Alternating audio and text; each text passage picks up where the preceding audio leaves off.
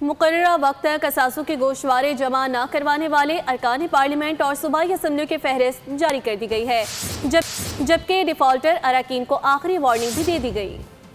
31 दिसंबर को गोशवारे जमा कराने की डेडलाइन खत्म हुई। दर्जनों अरकान ने मुकर्ररा तारीख की पाबंदी न की। दस्तावेज़ात के मुताबिक कौमी असम्बली के 125 अरकान ने असासों की तफसीलात जमा नहीं कराई। पंजाब असम्बली के 159, सिंध के 62 और खैबर पख्तूनख्वा के 48 अरकान भी डिफॉल्टर करार पाए।